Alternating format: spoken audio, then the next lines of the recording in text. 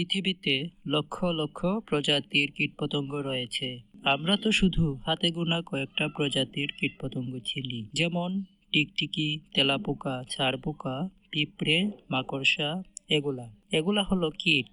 আর পতঙ্গের মধ্যে আমরা ফড়িং, প্রজাপতি, মৌমাছি, মশা, মাছি, জোনাকি পোকা এগুলো চিনি। আমরা যারা কীটপতঙ্গের মধ্যে পার্থক্য জানি না, তারা পার্থক্য জেনে নেই। যারা উড়তে পারে না তাদেরকে কীট বলে, আর যারা উড়তে পারে তাদেরকে পতঙ্গ বলে। এবং কীট পতঙ্গ উভয়েই পোকা। আজ আমরা এমন দুইটি অদ্ভুত পোকা সম্পর্কে জানব। প্রথমে আমরা পাতা পোকা সম্পর্কে জানব। হাজার হাজার বছর ধরে বিভিন্ন প্রজাতির পোকা তাদের শত্রুর হাত থেকে নিজেকে আড়াল করার জন্য তাদের পরিবেশের অনুরূপ নিজের দেহের গঠন, আকৃতি ও রং বিবর্তন করে ফেলে। পাতা পোকাও তার ব্যতিক্রম নয়। এই পোকাটি দেখলে আপনি কোনটি পোকা আর কোনটি গাছের পাতা সেটা ধরতে পারবেন না। পোকাটির আরেকটি বৈশিষ্ট্য হলো, যখন পোকাটি হাঁটতে শুরু করে তখন এমনভাবে হাঁটে যেন কোনো গাছের পাতাকে বাতাস অন্য জায়গায় নিয়ে যাচ্ছে।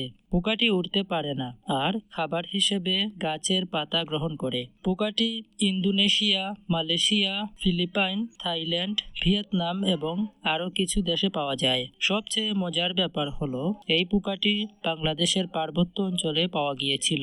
গাছের পাতার মতো পোকা রয়েছে, কিন্তু গাছের ডাল বাদ যাবে কেন? হ্যাঁ, আমি কাঠি পোকার কথা বলছি। কাঠির মতো দেখতে বলে এটিকে কাঠি পোকা বলা হয়। এটিও পাতা পোকার মতো আত্মরক্ষার জন্য নিজেকে কাঠের অনুরূপ বিবর্তন করেছে। এই পোকাটি 2 থেকে 35 সেন্টিমিটার পর্যন্ত লম্বা হয় আর গায়ের রং সবুজ ও বাদামি রঙের হয়ে থাকে।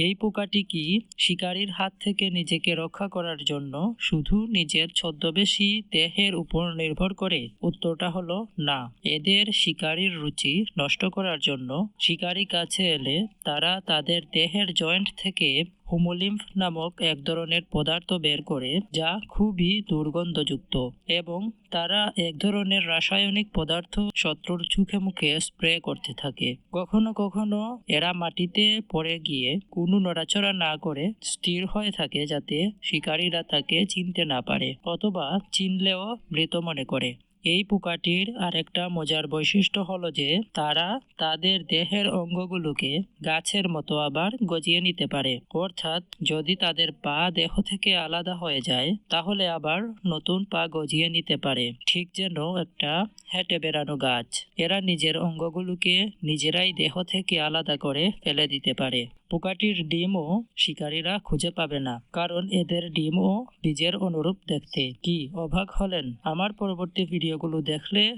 আরও অবাক হবেন। এটা আমার চ্যানেলের প্রথম ভিডিও, তাই আমার অনুরোধ, প্লিজ আপনি একটা লাইক দিয়ে সাথেই থাকুন। সাবস্ক্রাইব না হয় ভালো লাগলে করবেন।